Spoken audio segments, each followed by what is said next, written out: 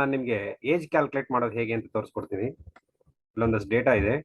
ಈ ಡೇಟಾದಲ್ಲಿ age calculate ಮಾಡೋದು ಹೇಗೆ ಅಂತ ನೋಡೋಣ. ಸೊ ಫಸ್ಟ್ ಇದಕ್ಕೊಂದು ಟೇಬಲ್ ಕ್ರಿಯೇಟ್ ಮಾಡೋಣ. ಟೇಬಲ್ ಕ್ರಿಯೇಟ್ ಮಾಡೋದಕ್ಕೆ ಶಾರ್ಟ್ಕಟ್ಗೆ ಪ್ರೀವಿಯಸ್ ವಿಡಿಯೋದಲ್ಲಿ ಹೇಳ್ಕೊಟ್ಟಿದ್ದೆ. ಆಲ್ಟ್ ಎಚ್ ಬಿ ಎ ನೋಡಿ, alt H B A, alt H B ಅಂತ ಟೈಪ್ ಮಾಡಿದ್ರೆ ಟೇಬಲ್ ಕ್ರಿಯೇಟ್ ಆಗುತ್ತೆ. ಅದೇ ಟೇಬಲ್ ನೀವು ರಿಮೂವ್ ಮಾಡಬೇಕು ಅಂದ್ರೆ ಕಂಟ್ರೋಲ್ ಶಿಫ್ಟ್ ಮೈನಸ್, ನೋಡಿ ಟೇಬಲ್ ರಿಮೂವ್ ಆಯಿತು. ಸೊ ನನಗೆ ಇವಾಗ ಇದು ಟೇಬಲ್ ಕಟ್ಟಬೇಕು. ಟೇಬಲ್ ಮಾಡೋಣ, alt H B A. So then ಇದನ್ನ ಅಲೈನ್ ಮಾಡ್ಕೋತಾ ಇದ್ದೀನಿ.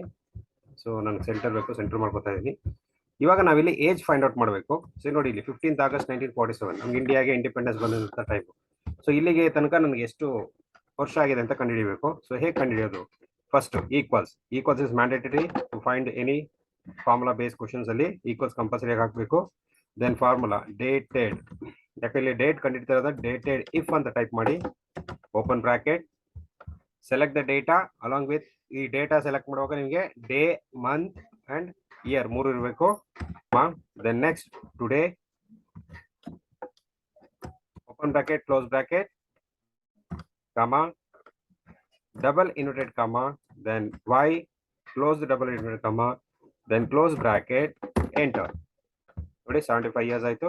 then you can drag, ನಿಮಗೆ ಇಲ್ಲಿ ಇರುವಂತ ಎಲ್ಲರದು ಡೇಟ್ ಏಜ್ ಸಿಕ್ಕಿದೆ. Okay, I hope enjoy the video. Will come back again with a new concept. Okay, thank you.